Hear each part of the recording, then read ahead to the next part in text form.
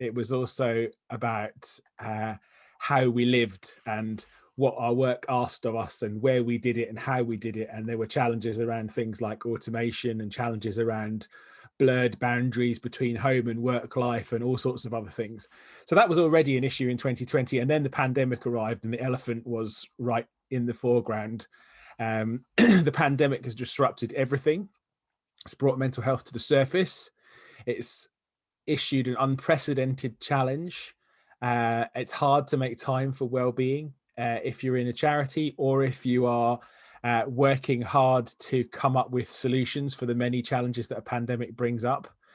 And during this period, there's also been a huge challenge in other fields as well around diversity and inclusion, with Me Too and Black Lives Matter and the death of George Floyd and other things all flying into people's radars, and rightly so, and mental health becoming more of a pressing issue. At the same time, digital becomes more vital than ever. Demand for digital becomes greater. The requirement of staff in charities, commissioners and partners to rapidly adapt to digital working is unprecedented. And we're facing all of this at home, not connected to each other. So big stuff. And where we sit with mental health in the workplace is this. I use this inverted pyramid here. So the bit that most people think about is the pointy end, and that is the relatively small but not insignificant number of people who have existing mental health problems. And employers always have a duty, and workplaces have a duty to help colleagues who have or have had mental health problems to feel safe and supported, so that work can be part of finding and sustaining that recovery. And then at the other end of the pyramid is everybody. We all have good mental health, and making mental health part of success helps everyone thrive and not just survive at our work. And in between those are two really important bits. The orange piece, understanding that personal and work-related risk factors for mental health problems are a thing for most of us, and the pandemic's been a really good example of that. The challenge of adapting to home working, the challenge of humanizing emotions like fear and anger and grief and things that people haven't really often talked about but have had to talk about, and the need to enable people who have trouble coping to come forward and get back on track through the support of colleagues and the support of work. And too often with mental health and work, it is left to the point where people hit the wall before there is something that can be done. And plotting and planning in is very helpful there. What's become increasingly obvious is that you can't serve from an empty vessel. This is my preference over the broken leg, over the fit your own oxygen mask before helping others. You can't serve from an empty vessel, although many of us have eaten cereal in front of a keyboard in the past year, I'm fairly sure. And add to that, in Agile, it's very hard to hide. Many of us work in jobs, including me, where you can easily achieve 80% of your results through 20% of your effort, giving you approximately 80% of places to hide, fat in which to survive, places in which to do homeschooling and all the rest of it. But in true Agile, there's not a lot of place to hide. You have your tasks, you're held accountable for those tasks, they need to be done. And there's an interesting example I use often around recovery. So to perform at peak, athletes need to maximize recovery from activity as much as they need to complete training programs to prepare themselves and have that coaching to extract the peak performance. And poor recovery affects performance and the risk of injury. And the same applies with our mental health and resilience at work, particularly in high performance and demanding work environments. So, you can't ask someone to run a marathon every day. You can sometimes ask them to sprint several times a week. And the essence of Agile is building in time for recovery and working between sprints and reflecting on what we've done and iterating and moving forward. It's very much like high performance athletics. But the challenge of working Agile in an environment as soft and messy as charities is that the charities don't always understand that, and clients don't always understand that, particularly if you're in an agency perspective. So burnout is a challenge, and burnout is a syndrome resulting from chronic workplace stress that has not been successfully managed.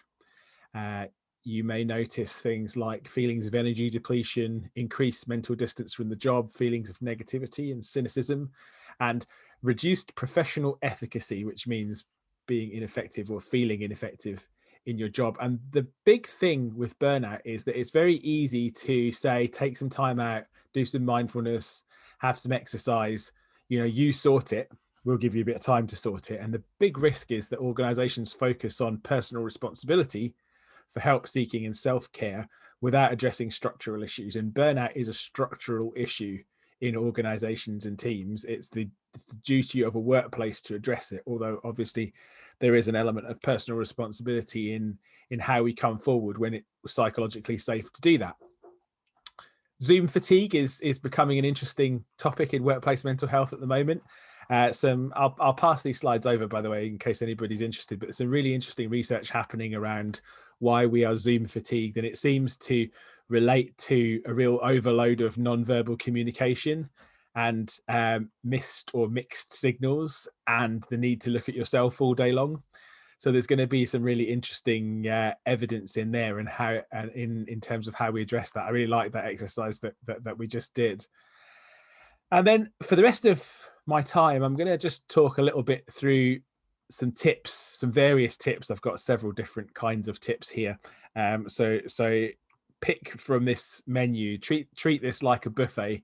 I'll try not to provide you with any white bread sandwiches. This will all be very much the kind of buffet that you want to get from a place like Pod, which none of us have had, because none of us have been in a meeting room for a very long time. And people who thrive on discovery and co-design sessions often live for the buffet, to be fair. I know I did. So in terms of working from home, I guess many of us have found a groove for working at home, but I certainly find personally, and in conversations with people, that our energy and connection ebbs and flows over time. And it's easy to forget some of the things which have become our pillars. So, at the very bottom of it is doing the basics the best you can: diet, sleep, exercise, making sure you get those things, having a routine for your day, making your environment as nice as possible, managing your expectations of yourself and other people. I'm not going to go through all of these because you can see them, but there are some really useful ones, like protecting time to think, develop, and grow. There is a real tendency to overschedule ourselves when we are working at home, either because we are acting performatively, so we have to be seen to be on calls or doing things, or we lose the time we spent on the Northern Line going between meetings, or the time we spent walking into work or getting home from work. We can end up zipping from one Zoom to the next Zoom without time to let things settle or record. So setting timelines, how many meetings can you do, making your, even simple as making your meetings 25 minutes or 50 minutes, so you've at least got 5 minutes to make a cup of tea or have a pee or have an informal chat with someone, can be really helpful, as can rationing your time on FaceTime, on video, and saving some of that stuff for later. So if you're having a Zoom chat with your friends later, there's so much tendency to not be able to do that, not to be able to have the energy of that, because you don't want to see the computer again for the rest of the day, or have an LED light shining in your eyes, as I currently do. And I had some thoughts about agile teams as well, and this may be something we can discuss later. So what did I come up with based on agile?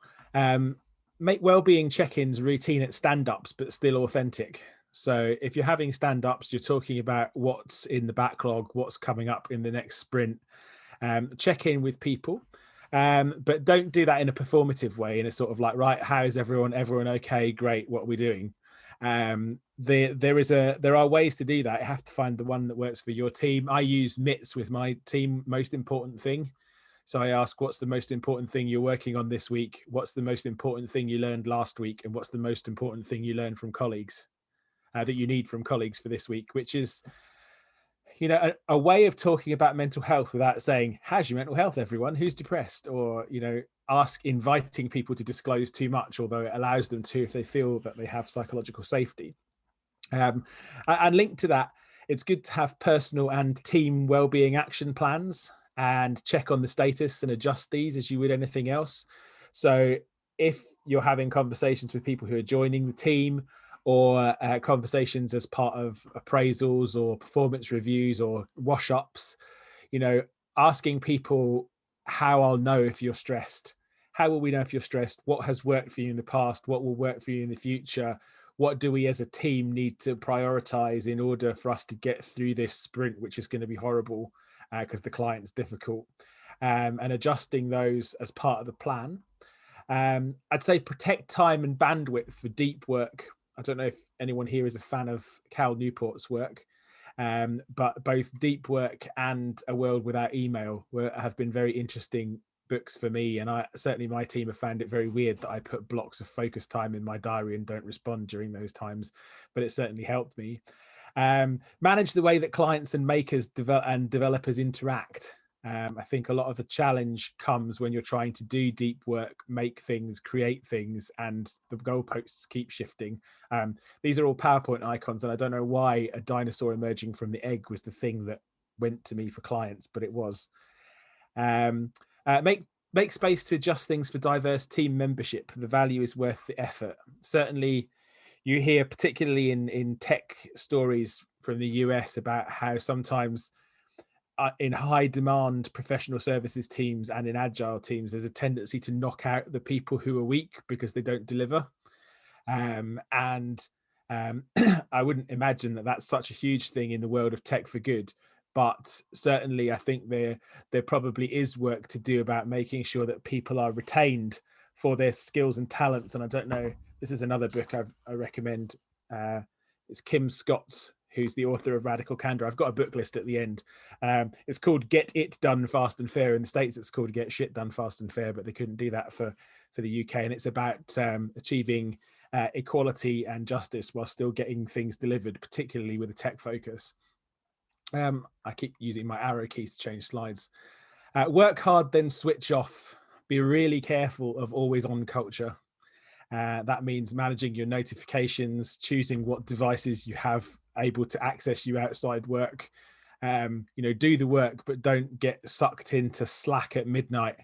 You know, even if your head's going. Agree your definition of done and stick to it.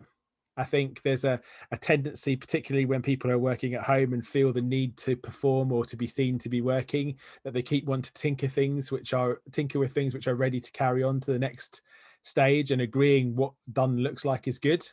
And linked to that, managing dependencies very carefully, particularly with the sector and with clients where bits of your process are out with your control, and finding someone to manage that, whether that's a leader or a scrum master or whatever it might be, so that it doesn't become a haunting thing on the desk of every maker and developer in the team.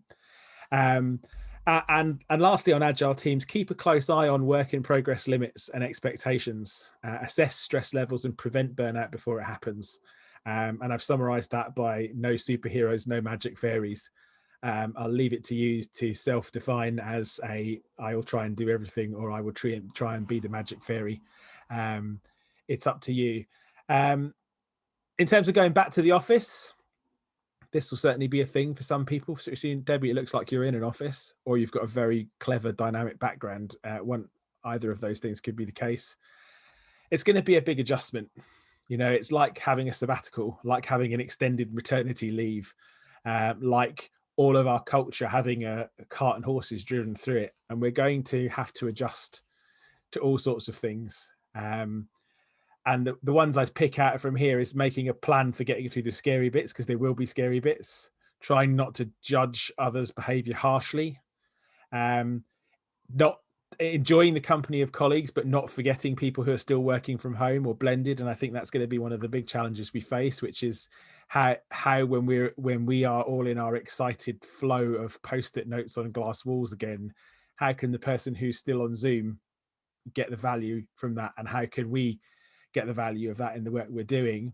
And also finding your new balance, keeping up the good habits you had in lockdown. If you prioritized exercise, if you did something about your diet, if you decided that crochet was your thing, or that you were reveling in the fact that you understood your children a little bit better because you saw them more, how can you carry on doing that? What's changed?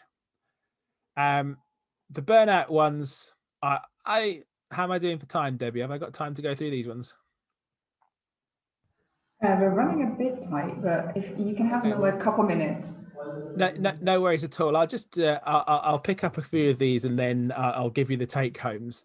These are ones that I wrote mainly for leaders in charities, but actually might be useful for you to advocate to the clients you work with as well.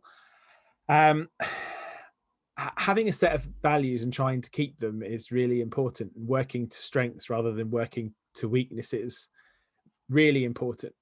As is a network, including people for whom you can ask for help, and having a range of strategies so that one brick out of the wall doesn't bring the whole thing down.